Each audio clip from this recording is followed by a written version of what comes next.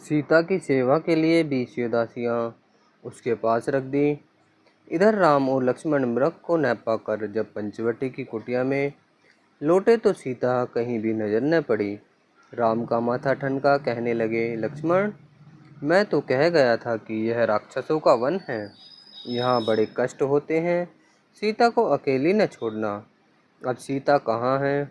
लक्ष्मण ने बताया, भ्राता जी, मैंने तो बहुत समझाया, परंतु जब लक्ष्मण सीते की टेर सुनाई दी तो भाभी अधीर हो गई, और जब मैं कुटिया से न गया तो बड़े कटु और संदेह के वचन मुझसे कहे।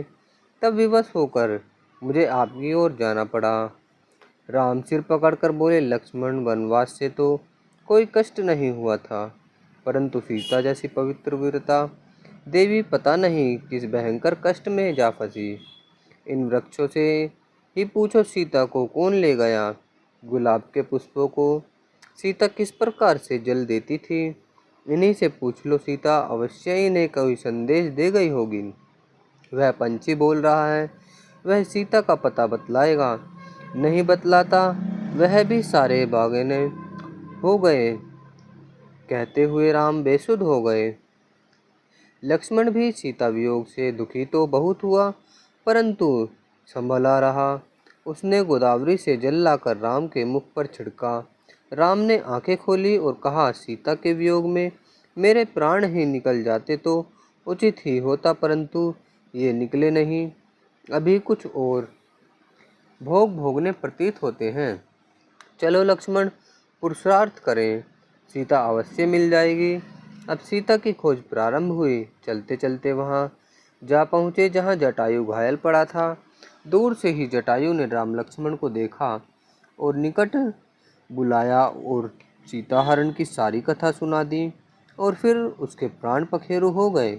राम लक्ष्मण ने वहीं उनका अंत्येष्टि संस्कार किया और फिर आगे चल दिए। भ्रमण करते करते वे सबरी भीलनी के स्थान पर जा पहुँचे। वहाँ इस भक्तनी के दोनों की ओर बड़ी सेवा की ओर कहा, और छोटी जाति की स्त्री हूँ, आपसे मेरा आतिथ्य स्वीकार करके बड़ी कृपा की। राम कहने लगे, देवी, प्रभु का भक्त कोई भी हो वह भक्त ही होता है, कर्मों से ही ऊंच नीच होता है, जन्म या परिवार अथवा धन से नहीं। तू तो सच्ची भक्तनी है।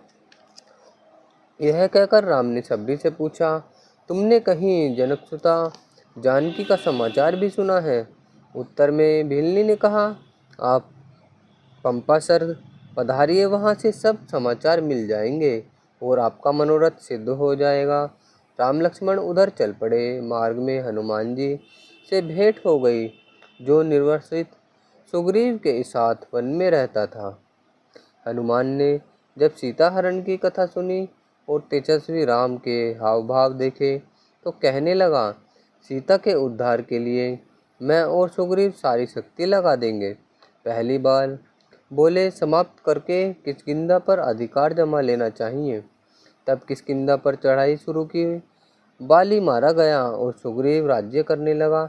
एक दिन सुग्रीव ने राम को बताया, सीता को रावण ही ले गया है, मुझको इसका पता है। एक दिन मैं वन में अपने मंत्रियों सहित खड़ा था तो एक विमान ऊपर से गुजरा। कोई देवी राम राम पुकार रही थी। उसने वस्त्र में लपेटकर आभूषण नीचे फेंके थे जो मैंने संभाल कर रखे हुए हैं। लक्ष्मण ने आभूषण उलट पलट कर देखे और कहा, न मैं बाहुबंधुओं को जानता हूँ और न कुंडलों को जानता हूँ। हाँ, नुपुरों को पहचानता हूँ, क्योंकि मैं नित्य भाभी के चरणों पर प्रणाम किया करता था। राम को विश्वास हो गया कि अब सीता पूरा पता मिल गया है। अब यह पता लगाना था कि रावण ने सीता को रखा कहाँ है।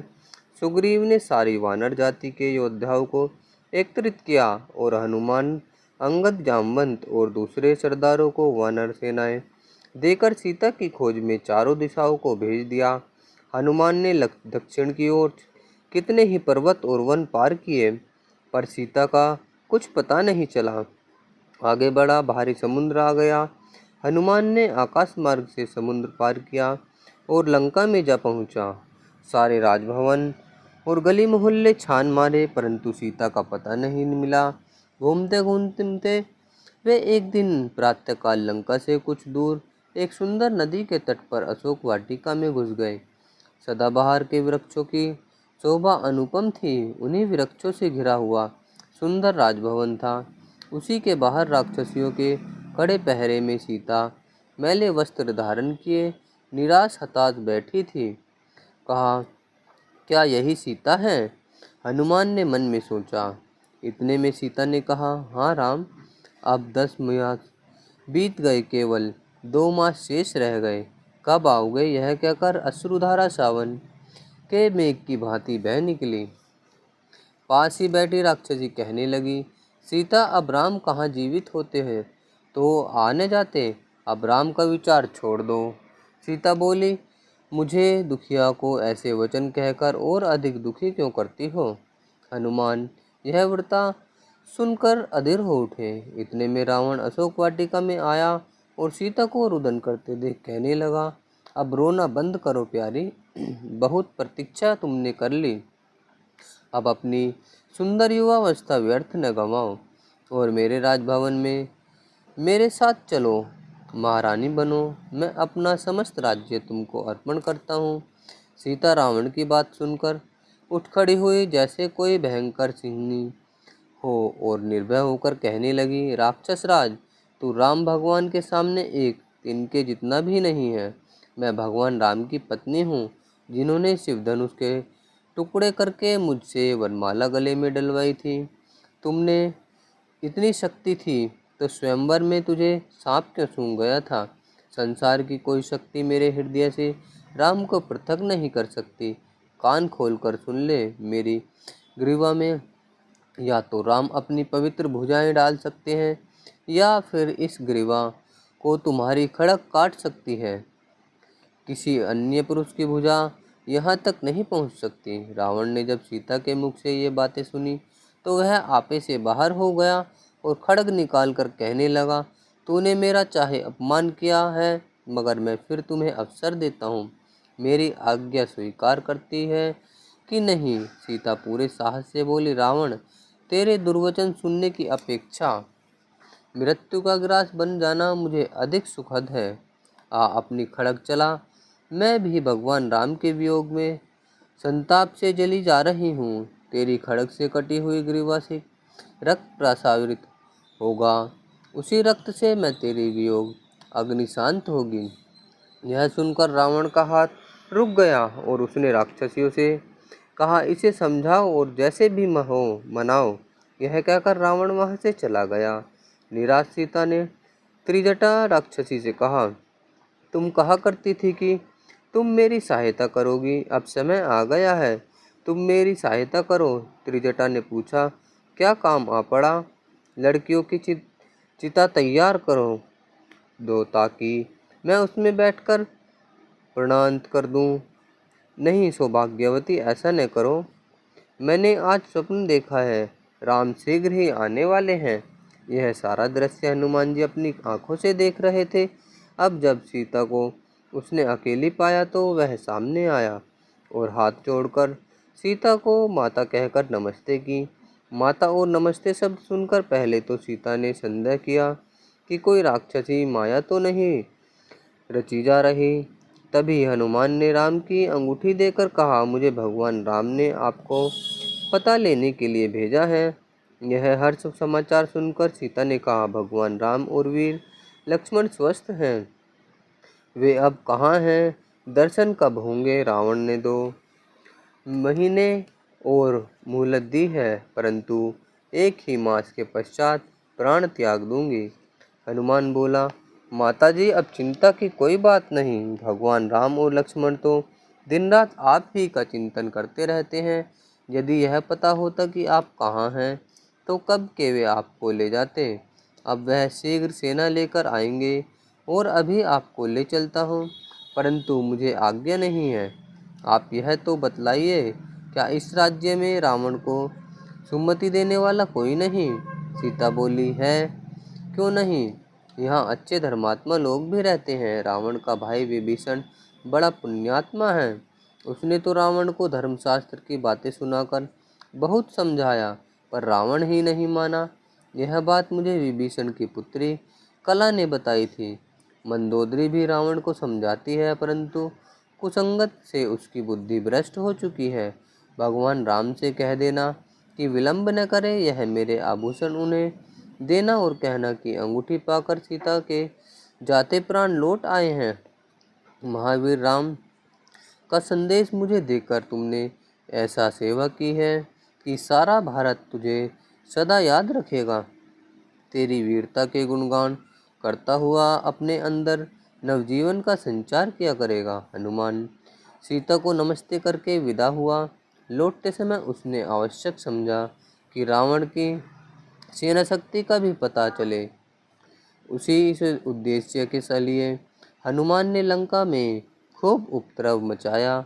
जब रावण को पता लगा कि भगवान राम की जय घोष करने वाला कोई वानर योद्धा लंका में आया है, तो उसने अपनी सेना भेजी, जिसने थोड़े ही समय में हनुमान ने यमलोक भेज दिया। लंका के सरकारी भवनों को आग लगाकर हनुमान जब राम की जय ध्वनि लगाकर आक्रमण करता, तो राक्षस चकित रह जाते। राक्षसी सेना की शक्ति का अनुमान लगाकर हनुमान ने लंका छोड़ी और आकाश मार्ग से सीधा भगवान राम के पास पहुँचे। हनुमान ने बताया, केवल 1 मास का और समय है, फिर सीता अग्नि द्वारा प्राण त्याग देंगी।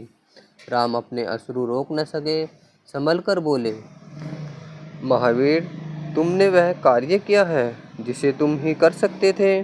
फिर सुग्रीव से राम ने कहा, अब विलंब करना उचित नहीं, आज ही लंका की ओर चढ़ाई कर देनी चाहिए। आज्ञा की देर थी कि नल, नील, जामवंत, लक्ष्मण, अंगद, सुग्रीव सबने अपनी अपनी सेना की कमान संभाल ली, परंतु कहाँ रावण की शक्ति और कहाँ वनवासी राम। जब रावण को संदेश मिला कि राम वानर जाति की सेना लेकर समुद्र पार पुल बांधने की तैयारी कर रहा है, तो रावण ने क्रुद्ध होकर कहा, इस भूतल पर मेरे सामने आने वाला कोई नहीं है। मनुष्य तो क्या, देवता भी मेरे समक्ष झुकते हैं। भिखारी राम की क्या शक्ति है, मैं उसे एक पल में मार डालूंगा। रावण ने इस अहंकार को देखकर विभीषण कहने लगे, महाराज क्षमा कीजिए, मुझे लंका नष्ट भ्रष्ट होती दिखाई दे रही है। आप इस गंभीर बात को फिर विचारें। एक स्त्री के लिए अपना सर्वनाश करना उचित नहीं, राम को मित्र बना लेना चाहिए।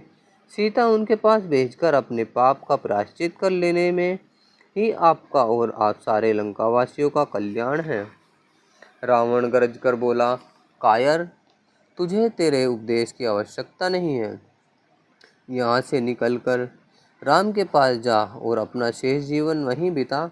विनाश का काल जब आता है तो बुद्धि भ्रष्ट हो जाती है। यह कहकर विभीषण दरबार से चला आया और समुद्र पार पहुंचकर राम को नमस्ते कही। थोड़े ही समय में नल, नील जैसे निपुण इंजीनियरों के उद्योग तथा सहस्त्रों धर्मपरायण सैनिकों के परिश्रम से पुल तैयार हो गया। श्री राम, लक्ष्मण, हनुमान, सुग्रीव और वानर जाति के दूसरे सभी सरदार, योद्धा तथा सारे सैनिक लंका प्रदेश पहुंच गए। राम ने सबसे पहला कार्य तो यह किया कि परमात्मा के गुण गाए और भगवान से प्रार्थना की, प्रभु, वनवासियों का तो सहारा है, जिसके मन में पाप आ गया है, जिसे क्रोध और द्वेष ने अंधा कर दिया है, जिसे अपने शासक होने का अभिमान पागल कर रहा है, उसे तेरा दंड ही सन्मार्ग पर ला सकता है। उधर माया का वैभव है, इधर तेरी ही ओट है। उधर नाना प्रकार के साधन हैं, इधर केवल सत्य न्याय और तू ही साधन है। हे महादेव, हे रुद्र, हे परिपूर्ण, हमारे साथी बन जाओ। प्रभु, तेरे भक्तों की सत्य पर चलने वालों की जय हो। राम भगवान की इस आराधना ने सारी सेना में नया उत्साह उत्पन्न कर दिया। दूसरा काम राम ने यह किया कि अंगद को दूत बनाकर रावण के पास भेजा कि यदि कल्याण की इच्छा है तो सीता को मान मर्यादा सहित राम के पास भेज दे, अन्यथा युद्ध के लिए तैयार हो जा। अंगद रावण के दरबार में पहुंचा और राम को संदेश दिया। रावण तो पहले ही युद्ध की तैयारी कर चुका था। संदेश सुनकर अंगद से बोला, जाओ उस भिखारी से कह दो कि अपने प्राण लेकर भाग जाए। अंगद ने लौटकर रावण को उत्तर दिया और युद्ध की भयंकर भैरी बज उठी। लंका को राम की सेना ने चारों ओर से घेर लिया। रावण ने भी युद्ध करने की आज्ञा दे दी। इधर राम ने सैनिकों के आगे बढ़ने लगे। पहले ही सहस्त्र राम ने प्रहार किया और तो और किया। लंका में हाहाकार मच गया। खड़ग पर खड़ग फटने लगे, लोग पर लोग गिरने लगे, रक्त के पर नाले बहने निकले। रावण के बड़े बड़े सूरवीर सरदारे मारे गए। हनुमान और अंगद ने ऐसी मार मारी कि राक्षसों के पांव उखड़ गए। रावण की सेना भागने लगी। उधर जब रावण ने काम बिगड़ते देखा तो अपने पुत्र इंद्रजीत को युद्ध में भेजा। इंद्रजीत ने शक्ति चलाकर लक्ष्मण को भूमि पर गिरा दिया। लक्ष्मण को उठाकर डेरे पर लाया गया। राम अपने बड़े भाई की यह अवस्था देखकर रोने लगे। लक्ष्मण, उठो, देखो मुझे इस कठिन समय में, न छोड़ो मेरा साथ। मैं क्या मुख लेकर अयोध्या जाऊंगा। स्त्री पुत्र पोते मित्र धन राज्य सब कुछ प्राप्त हो सकता है, परंतु सहोदर भाई कहीं नहीं मिल सकता। सुमित्रा क्या कहेगी। लक्ष्मण, उठो। राम जब इस प्रकार अधीर हो रहे थे तो अंगद ने नाना सुनेश आगे बढ़े और राम से कहा, आप क्या कर रहे हैं। लक्ष्मण केवल बेसुध है। और हनुमान से कहा, जाओ महेंद्री पर्वत पर जाकर बूटी ले आओ। हनुमान उसी समय पर्वत पर पहुँचे और औषधि लेकर रातों रात लौट आए। सुषेण ने बूटी मसलकर लक्ष्मण जी की नासिका के आगे रखी और लक्ष्मण सचेत हो गए। राम प्रसन्नता से उछल पड़े। इधर यह हो रहा था, उधर रावण सीता के पास पहुंचा और उससे कहा, राम लक्ष्मण दोनों मर चुके हैं, अब तो हट छोड़ दें।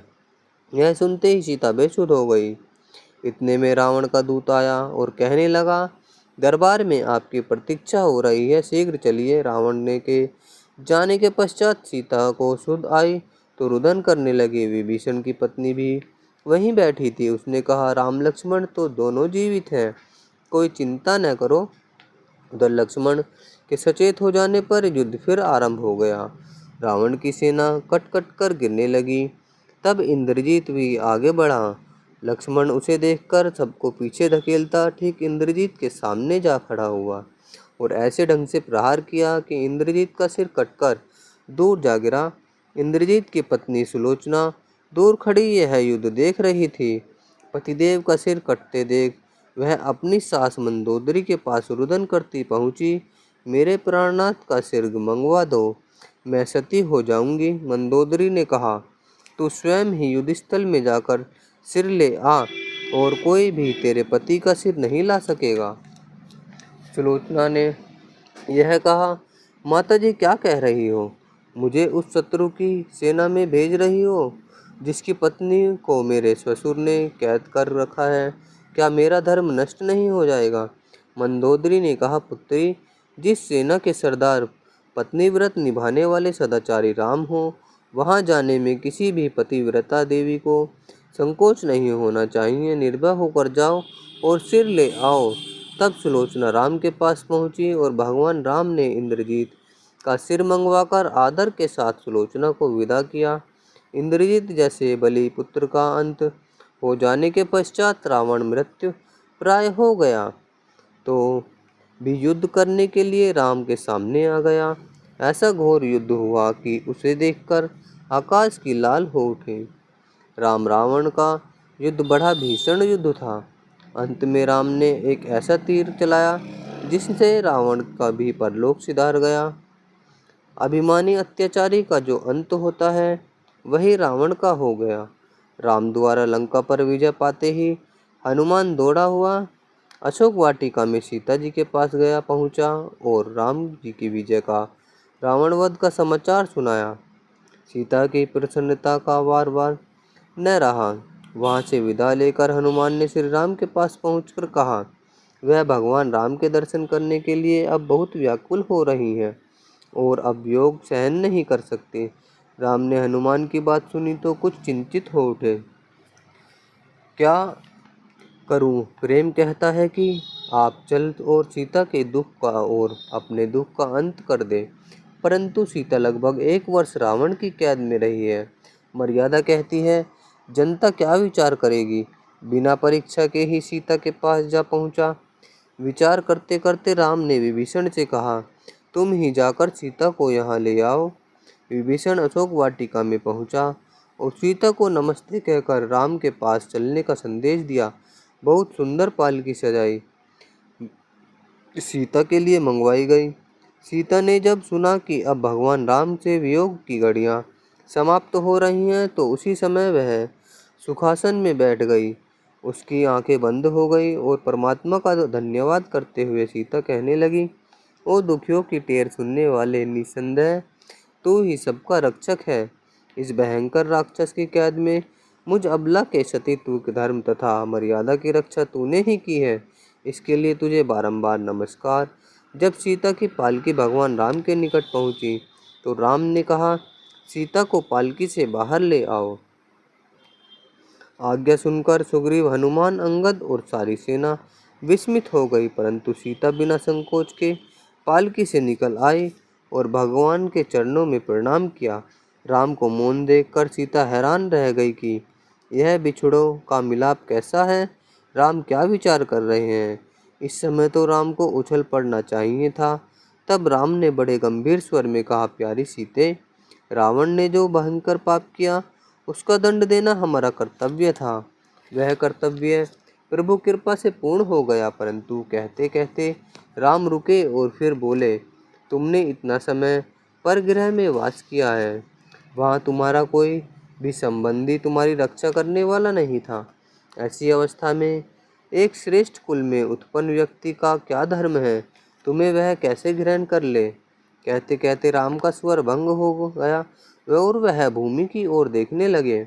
सीता ने सोचा, क्या अभी मेरे कष्ट के दिनों का अंत नहीं हुआ है। उसी समय सीता ने कहा, अग्नि प्रज्वलित करो, और अग्नि की ज्वालाएं उठने लगी।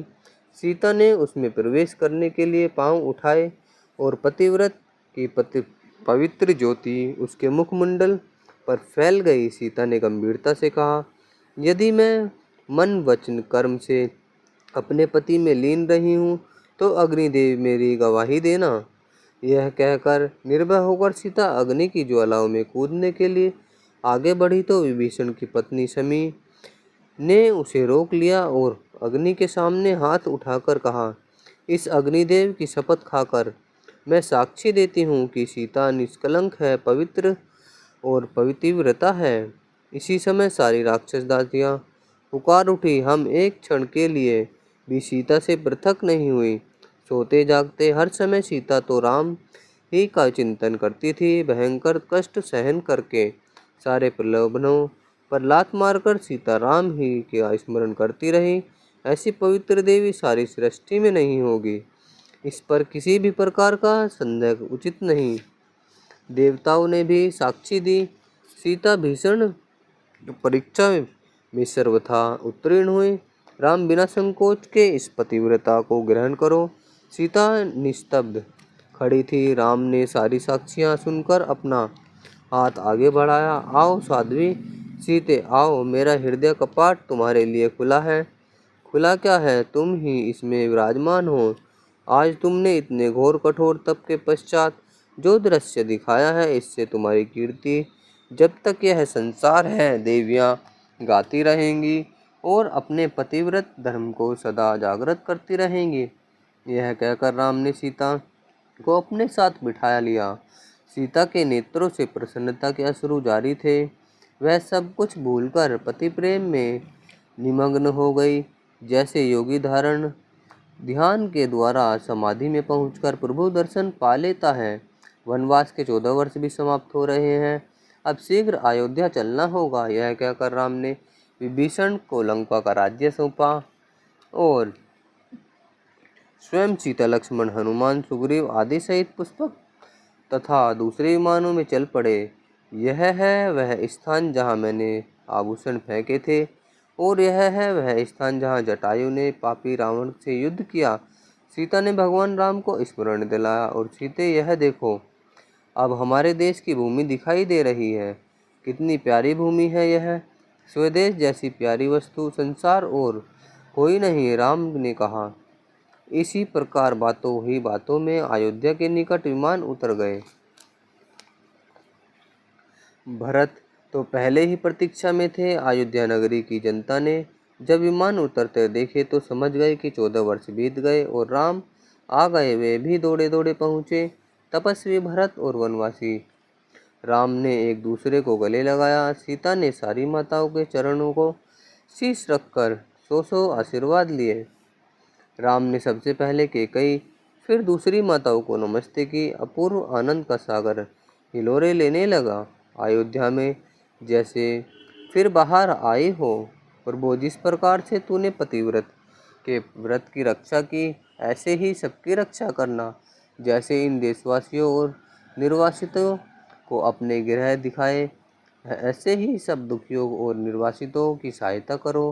प्रभु, इस देश के पुरुषों और राम जैसा बनाओ और यहाँ की देवियों को सीता जैसी, ताकि हमारी प्राचीन वैदिक संस्कृति एक बार पुनः संसार में फैले हुए और यही दुखों संसार सुखी हो सके।